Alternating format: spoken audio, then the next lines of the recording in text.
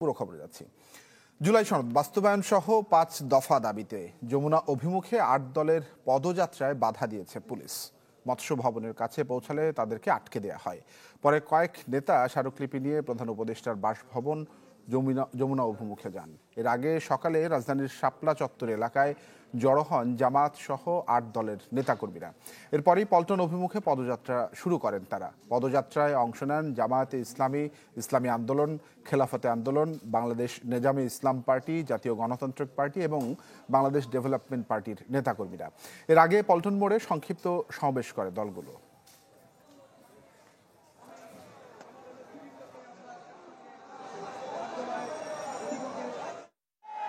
আগামী 10 তারিখের মধ্যে জুলাই সনদের বাস্তবায়ন আদেশ না হলে ঢাকা শহর আমরা লোকারণ্য করে সমাবেশ করবো ইনশাআল্লাহ। সোজা আঙ্গুলে যদি ঘি না ওঠে আঙ্গুল বাঁকা করব। ঘি আমাদের লাগবেই। 2 নম্বর কথা, সময় ক্ষেপণ এই চালাকি আপনাদেরকে বিপদে ফেলাবে ইনশাআল্লাহ। গণভোট জাতীয় নির্বাচনের আগে হতে হবে। বিজলি কেবলসের স্কিন কোটেড ইনসুলেশন আগুন প্রতিরোধী। বিজলি কেবলস, নিরাপদ আজীবন। জুলাই সনদ বাস্তবায়ন সহ 5 দফা দাবিতে যমুনা অভিমুখে যে 8 দলের পদযাত্রা সেটিতে বাধা দিয়েছে পুলিশ, সেটি আপনারা জানছিলেন। মৎস্য ভবনের সামনে আটকে দেওয়া হয়েছে। সেখানে রয়েছেন আমাদের সহকর্মী মুহাজির হক। জানবো সবশেষ পরিস্থিতি। মুহাজির।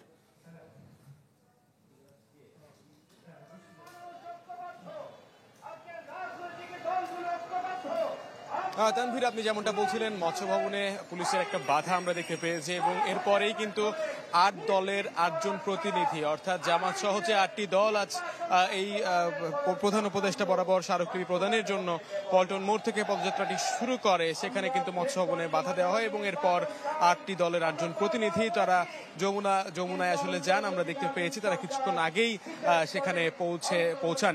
এবং তানভীর, আপনাকে জানিয়ে রাখতে চাই যে আজকের এই যে তাদের আয়োজন, জামাত সহ 8টি দল তারা এখানে সকাল থেকেই কিন্তু আমরা দেখেছি তাদের যে 5 দফা দাবি সেখানে সবচেয়ে বেশি তারা জোর দিচ্ছেন গণভোটের দিকে।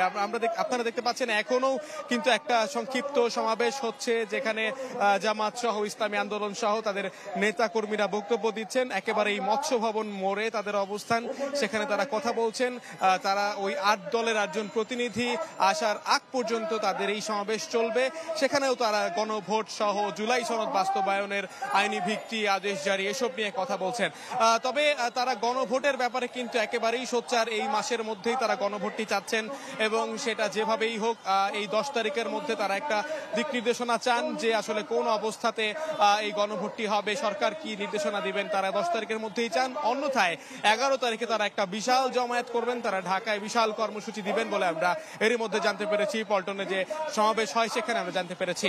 এবং পাশাপাশি তাদের পেয়ার পদ্ধতিতে নির্বাচন, লেভেল প্লেইং ফিল্ড নিশ্চিত করা সহ তাদের যে 5 দফা দাবি, এখানে তারা প্রত্যেকটি দাবির আসলে যৌক্তিকতা তুলে ধরেন। সেখানে তারা বোঝানোর চেষ্টা করেন যে এই মুহূর্তে এই 5 দফা দাবির কতটা গুরুত্ব। একই সাথে তারা বিএনপিকে আসলে উল্লেখ করে বলেন যে বিএনপি কিভাবে সংস্কারকে বাধাগ্রস্ত করছে, বিএনপি কিভাবে এই পুরো ঐক্যমত্য কমিশনে আসলে তাদের যে ভূমিকা ছিল সেই ভূমিকা নিয়েও কিন্তু তারা প্রশ্ন তোলেন। এই জামাতে নেতাকর্মী যারা রয়েছেন তারা প্রশ্ন তোলেন এবং এমন বাস্তবতায় আসলে এই নির্বাচনের আগে এই গণভোট নিয়ে যে জটিলতা সৃষ্টি হয়েছে সেটা কিন্তু আমরা এখন দেখতে পাচ্ছি যে একেবারে দৃশ্যমান। রাজনৈতিক দলগুলো, বিশেষ করে জামাত এবং 8টি ইসলামিক দল, তারা যেভাবে এখন তারা একসাথে হয়েছেন এই 5 দফা দাবি আদায়ে। আমরা সকাল থেকেই দেখছিলাম যে পল্টন মোড়ে তাদের যখন অবস্থান তখন কিন্তু রাস্তাঘাট একেবারে চতুর্দিকে আসলে যানজট লেগে যায়, সাময়িকভাবে যান চলাচলও বন্ধ ছিল, কিছুটা ভোগান্তিরও সৃষ্টি আমরা দেখতে পেয়েছি। তবে সেই পদযাত্রা যখন শুরু হয় এর পরবর্তীতে তাদের স্বেচ্ছাসেবক কয়েকজন অবশ্য কাজ করেছেন সেই ভোগান্তি আসলে কতটা নিরসন করা যায়। তবে এখন অপেক্ষা আসলে 8 দলের 8 জন প্রতিনিধি তারা কখন আসেন, তারা কি বলেন, কি বার্তা আমাদেরকে দেন, সেটার জন্য আমরা অপেক্ষা করছি। তবে এই তাদের যে আসলে এখানে অবস্থান, সেই অবস্থান কিন্তু আসলে জানান দিচ্ছে তারা আসলে 8টি দল কতটা সোচ্চার তাদের 5 দফা দাবি আদায়ে। তানভীর।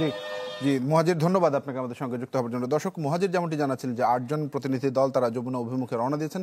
আমাদের আরেক সহকর্মী যমুনার সামনে রয়েছেন রমিজ হোসাইন। রমিজ, যে 8জন প্রতিনিধি যমুনা অভিমুখে রওনা দিয়েছেন তাদেরকে আসলে প্রবেশ করতে দেওয়া হয়েছে কিনা এবং সেখানকার আইন শৃঙ্খলা পরিস্থিতি সহ সার্বিক বিষয়টি নিয়ে একটু বিস্তারিত জানতে চাই। তানভীর, যে 8জন প্রতিনিধি এখানে তারা কিন্তু যমুনার তারা প্রবেশ করেছেন এবং সেখানে আমরা এখান থেকে যতটুকু জানতে পেরেছি তারা প্রধান উপদেষ্টা বরাবর স্মারকলিপি প্রদান করেছেন। এখানে যে 8টি রাজনৈতিক দল রয়েছেন সেই 8টি রাজনৈতিক দলের প্রতিনিধি ছাড়াও একজন কিন্তু রয়েছেন যিনি ডক্টর হামিদুর রহমান আজাদ, যিনি এই 8টি রাজনৈতিক দলকে যিনি প্রতিনিধিত্ব করছেন। তো তিনি হয়তো ভেতরে আছেন এবং তারা প্রধান উপদেষ্টার সাথে কথাবার্তা বলবেন এবং তাদের জাতীয় নির্বাচন যত দ্রুত সম্ভব গণভোটের আদেশ এবং এই নভেম্বরের 10 তারিখের মধ্যে তারা দাবি জানাচ্ছিলেন যে এখান থেকে একটা রিপ্লাই আসতে হবে এবং এছাড়া তাদের অন্যান্য যে লেভেল প্লেইং ফিল্ড সহ যে সমস্ত দাবিগুলো রয়েছে দাবিগুলো নিয়ে তারা প্রধান উপদেষ্টার সাথে কথাবার্তা বলছেন এবং সেখানে হয়তো প্রধান উপদেষ্টা তাদের যদি কোনো বিষয়ে আশ্বস্ত করে থাকে এবং তাদের প্রধান উপদেষ্টার সাথে সব মিলে কথাবার্তা বলার পরে তারা যখন এখানে আসবেন এবং এখানে আসার পর আমাদেরকে ব্রিফ করে সেখানকার সার্বিক অবস্থা আসলে প্রধান উপদেষ্টা তাদেরকে কি বলেছেন এবং কোনোভাবে আশ্বস্ত করেছেন কিনা সেই বিষয়গুলো আসলে আমরা তাদের কাছ থেকে জানতে পারবো। আজকে যে ঘোষিত কর্মসূচি সেখান থেকে আমরা সকাল থেকে দেখেছি রাজধানীর বিভিন্ন প্রান্ত থেকে 8টি যেই রাজনৈতিক দলগুলো রয়েছে যার মধ্যে বেশিরভাগই ধর্মভিত্তিক, বাংলাদেশ জামাত ইসলামী এবং ইসলামী আন্দোলন বাংলাদেশ, বাংলাদেশ খেলাফত মজলিস অন্য যে 8টি রাজনৈতিক দল তারা বিভিন্ন জায়গা থেকে র্যালি নিয়ে তারা এই যেই পল্টন মোড়ে সেখানে এসেছিলেন এবং সেখান থেকে একটি সংক্ষিপ্ত সমাবেশ করে তারা পদযাত্রা সহ করে মৎস্য ভবনে যখন আসেন তখন সেখান থেকে পুলিশ তাদের আটকে দেয় এবং তাদেরকে বলা হয় যে যেহেতু একটি খুব স্পর্শকাতর একটি জায়গা এবং এখান থেকে ডিএমপির নিষেধাজ্ঞা রয়েছে যে এই সমস্ত প্রধান উপদেষ্টা এবং শাহবাগ এই অঞ্চলগুলোতে যাতে তারা বড় ধরনের জমায়েত না করে, তো তাদের আহ্বানে সাড়া দিয়ে বাংলাদেশ জামাত ইসলামী এবং অন্য যে রাজনৈতিক দলগুলো রয়েছেন তারা তাদের 8জন প্রতিনিধি পুলিশের গাড়িতে করেই তারা প্রধান উপদেষ্টার কাছে গেছেন এবং তারা যাওয়ার সময় আমরা এখানে দেখেছি তারা সংক্ষিপ্ত যে একটি সমাবেশে তাদের নেতাকর্মী যারা রয়েছেন তাদেরকে শান্ত থাকতে বলেছেন এবং ধৈর্য ধরতে বলেছেন, কোনো ধরনের অপ্রীতিকর পরিস্থিতি যাতে তৈরি না হয় সেই বিষয়টি তারা যারা এখানে দায়িত্বশীলরা রয়েছেন তাদেরকে বলেছেন।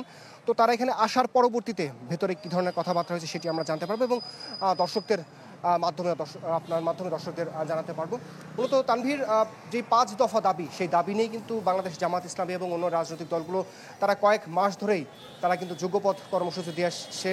তারা শুরুতেই তাদের যে দাবি, বিশেষ করে পিআর পদ্ধতিতে নির্বাচন, গণভোটের দাবি সহ তারা সাধারণ মানুষকে জনসম্পৃক্ত করেছে এবং তারা সাধারণ মানুষকে জনসচেতন করেছে, এই বিষয়গুলো দাবি সম্পর্কে জানিয়েছে এবং এরপর তারা ছোট ছোট বিক্ষোভ মিছিল করেছেন জেলা পর্যায়ে, বিভাগীয় পর্যায়ে এবং উপজেলা পর্যায়ে।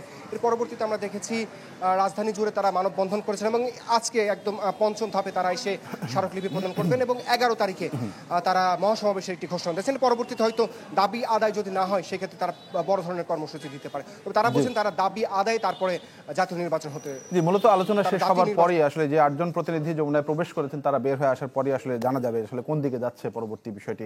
ধন্যবাদ রমিজ আপনাকে আমাদের সঙ্গে যুক্ত হওয়ার জন্য। দর্শক, আমরা জানছিলাম জুলাই সনদ বাস্তবায়ন সহ 5 দফা দাবিতে 8 দলের 8জন প্রতিনিধি যমুনায় প্রবেশ করেছেন, সেই বিষয়ে জানাচ্ছিলেন আমাদের সহকর্মীরা।